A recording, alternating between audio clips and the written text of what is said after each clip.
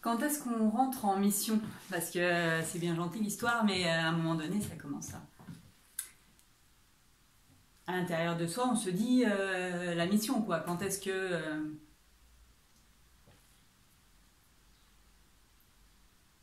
il y a des temps dans les temps à respecter. Il y a des évolutions à respecter, des temps. On ne demande pas à ce qu'un gamin de CP fasse une dissertation. On ne demande pas à un gamin de CP de dessiner comme un maternel. On respecte des passages. Il y a des portes, effectivement, des portes qu'on peut appeler des portes vibratoires, mais en tout cas des prises de conscience qui font que ah, ça j'ai compris, ça c'est assis, je maîtrise l'orthographe, donc je peux effectivement écrire une lettre qui ressemble à une lettre. Quand est-ce que vous allez entrer en mission? Il y a un temps pour chaque chose. Il y a une partie de notre vie qu'on subit et c'est fait exprès. Ça peut être très désagréable, ça peut être même douloureux, ça peut être même très dramatique. Mais je vous rappelle qu'il n'y a rien qui se fasse contre notre volonté au niveau divin. Au niveau de l'humain, il subit, il est victime, ça c'est tout à fait possible. Au niveau du divin, ce n'est pas possible. Le divin, c'est ce qui en nous est... parfait, j'aime pas ce terme-là, mais qui est clair, qui est uni à la source, uni à Dieu, si vous voulez. Il y a quelque chose en nous qui est de l'ordre du divin, et ce divin-là ne se trompe pas. Celui-là ne subit pas la vie. L'humain, oui, peut. Et ça a un certain nombre d'années. On dit souvent, en fait, qu'on va être la marionnette de notre vie jusqu'à 35-40 ans. On a des périodes. On voit ça dans la guérison d'âme. Il y a des périodes dans nos existences qui permettent de faire un chemin pour notre âme, pour libérer, alors ça dépend de comment on voit ça, mais de libérer notre charge, soit du transgénérationnel, soit notre charge karmique. En tout cas, on vient et quand on vient, on n'est pas tout neuf. Et oui. Vous voyez très bien, il y a des enfants, quand vous les... tout petits, ils ont leur caractère. Et s'ils ont leur caractère, c'est bien parce que ce sont des âmes. Et ce ne sont pas, même si ce sont nos enfants, nos frères, nos neveux, ils sont un être propre. Donc dans votre vie, vous allez avoir différentes missions. Avant d'arriver à cette mission d'âme, qui est un peu l'objectif de nous autres, les spiritualistes, on va passer par des missions. Si vous êtes parents en ce moment, là, et ça m'attriste parfois parce que, voilà, je vois des pères et des mères abandonner un peu le foyer, abandonner leur rôle de maternant ou de paternant parce qu'ils recherchent leur mission d'âme, ils recherchent leur mission de vie. Et c'est-à-dire qu'en fait, ils sont tellement préoccupés, et c'est pas un jugement négatif, c'est un fait, ils sont tellement préoccupés par leur mission que ça devient égocentrique et qu'ils en oublient qu'en ce moment, ils ont une mission qui est la mission d'être parents en ce moment, d'un être humain, d'une âme qui s'est incarnée pour être leur enfant. C'est une mission. Et quand ils sont petits, en fait, c'est bien d'être là. Alors c'est sûr qu'à passer la vingtaine, la trentaine, la quarantaine, faut les laisser. Hein. Vous continuez à être leurs parents, mais ça serait bien d'avoir une certaine distance quand même. Tout est dans l'équilibre. Et c'est pas une chose facile. Donc dans nos réincarnations, jusqu'à la quarantaine, on va subir la vie, on va faire des expériences, on va avoir des échecs, on va avoir des réussites qui font qu'à un moment donné, on a des prises de conscience, et donc là, l'âge, effectivement, n'y est pour rien, mais je vous parle en globalité, qui fait qu'à un moment donné, effectivement, on va, une fois qu'on aura liquidé nos grosses valises karmiques, qu'on aura commencé à bien s'apaiser émotionnellement, une entrée en mission. Et là, tout le travail que vous allez avoir fait pour de la première période de votre vie va être mis en lumière. Là, ça va faire... Voilà. C'est un truc qui fait « Ah, j'ai vécu ça, pour ça, parce qu'il y avait ça à faire. » Et c'est très, très... tu dis « Ah ouais, mais en fait, ça ne pouvait pas être autrement. Je ne pouvais pas avoir d'autres parents. Je ne pouvais pas avoir d'autres sœurs ou d'autres frères. Ou je pouvais ne... Je pouvais pas en avoir. Parce que si j'en avais eu, ça aurait fait différent. Et en fait, c'est parfait. Et quand tu arrives à ce niveau-là, selon ce que tu as vécu, tu sais que waouh, arriver à dire c'est parfait quand tu vois la merde d'où tu viens. Et en fait, c'est vrai. Quand on dit tout est juste, c'est vrai. Mais ça se travaille quand même. En fait, chaque chose en son temps.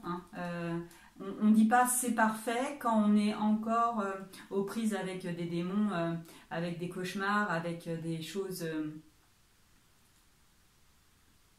qui nous enferment, qui nous emprisonnent, qui nous attaquent. C'est-à-dire que quand j'ai encore en moi un réserve de haine, de colère, de dépression ou de tristesse, forcément, ce réservoir-là vit encore, cette puissance énergétique vit encore en moi, et donc je ne peux pas être apaisée. Et donc il faut apaiser ça. Les psychothérapies, les thérapies énergétiques ont ce rôle-là de liquider. Votre mission, vous êtes déjà dedans. Où que vous soyez, si vous êtes en train de vous former, vous êtes dans la mission d'être formé. Vous êtes en mission d'apprentissage, d'éveil, de compréhension, de libération, de nettoyage de votre être. C'est une super mission. Vous y êtes dedans. Vous vous occupez d'un parent qui est vieillissant, vous êtes dans une mission.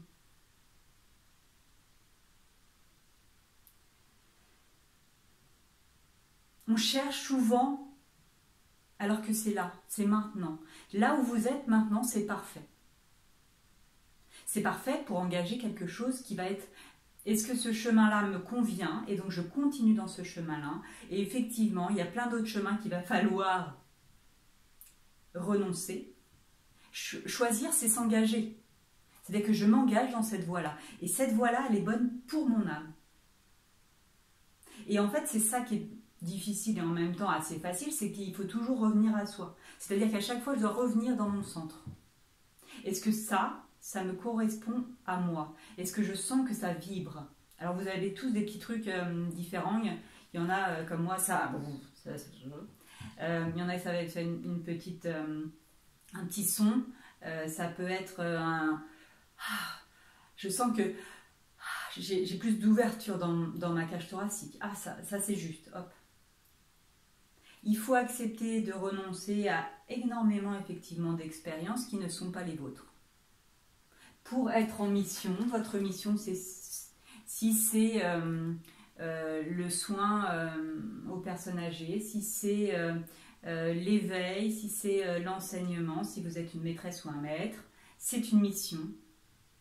Et dans cette mission-là, de l'éducation nationale ou à côté, vous êtes en mission. Et comment vous allez faire en sorte d'être centré et de transmettre ce qui vous semble être important pour nos générations futures, pour l'humanité qui émerge. Et on les remercie de s'être incarnés et de participer effectivement à ce nouveau, à ce renouveau.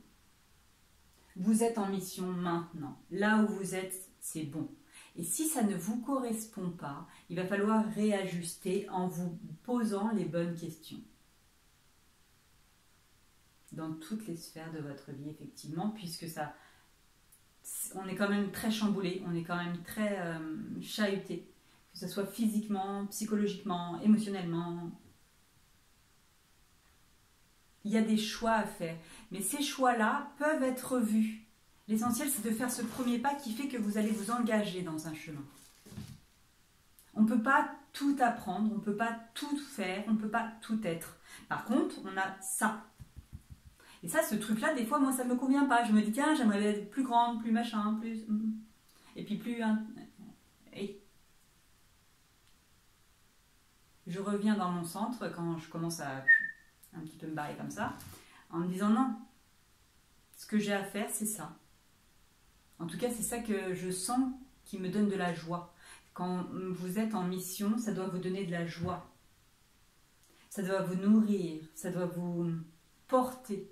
Quand vous êtes emballé un petit peu vite et que vous avez ouvert un cabinet et puis que ça ne fonctionne pas trop bien et puis que c'est compliqué et puis que du coup en fait il y a de la pression parce qu'il faut apprendre, parce que en fait les gens en savent plus que vous. Ok. Des fois il faut fermer les cabinets. Des fois il faut revenir à quelque chose de plus simple, qui fait que je vais revenir à du bouche à oreille, je vais revenir à quelque chose de plus souple, qui fait que j'assure effectivement mon quotidien matériel, peut-être avec un travail matériel, ça c'est possible. Mais que quand je donne des soins, quand je transmets des choses, je le fais dans un état de paix. Et absolument pas de... Il y a trop de stress en fait chez les thérapeutes parfois. Je ne dis pas tout le monde, hein. Mais de dire en fait... je me suis mis la pression. Et en fait, j'ai plus de légèreté à apprendre, j'ai plus de légèreté à recevoir parce que je me suis dit que ça, c'était ma mission et qu'il fallait absolument que je la réussisse. Et du coup, vous mettez une pression supplémentaire qui fait qu'en fait, vous bloquez énergétiquement le flux d'énergie qui fait que ce que vous envoyez ne peut pas parvenir à vos éventuels clients.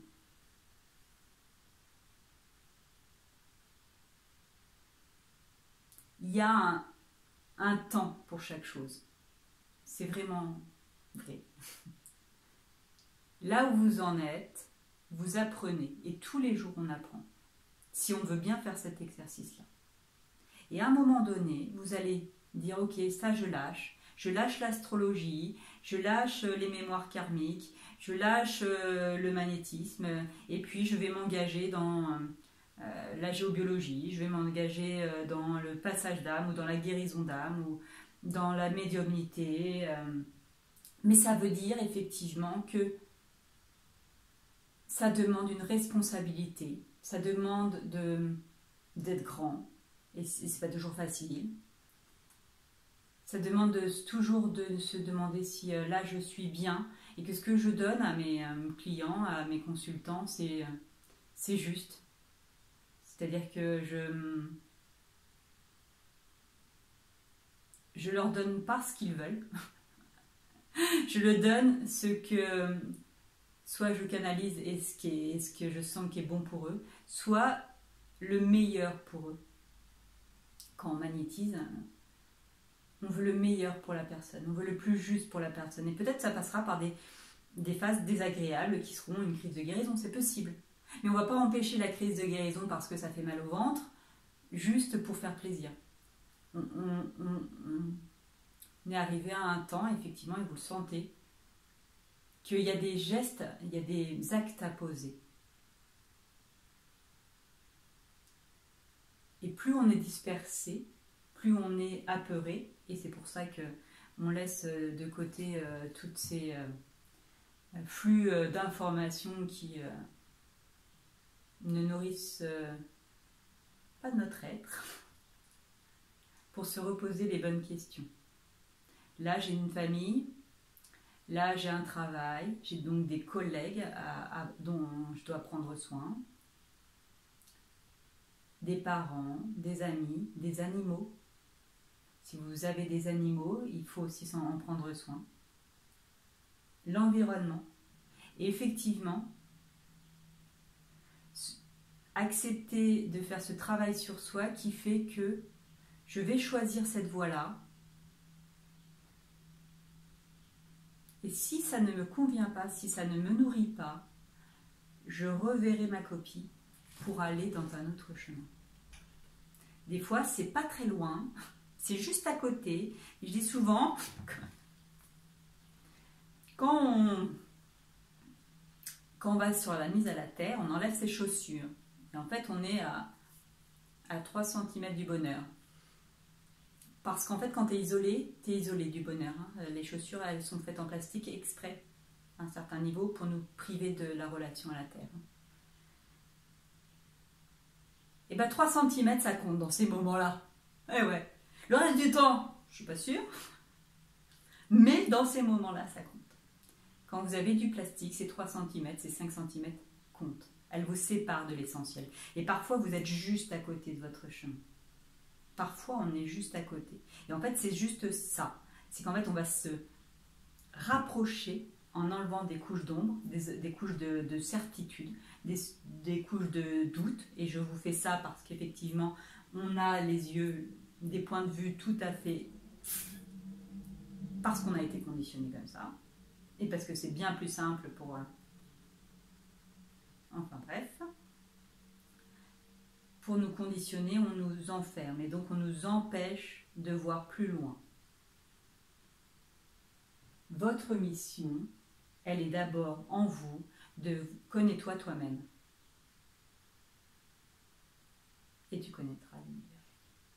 Connais-toi toi-même, travaille sur toi là où tu es, assume tes responsabilités, assume ton quotidien, ne va pas te mettre dans des situations improbables, tout en travaillant sur toi. C'est-à-dire que là, on va chercher l'équilibre entre notre vie familiale, professionnelle et effectivement notre mission.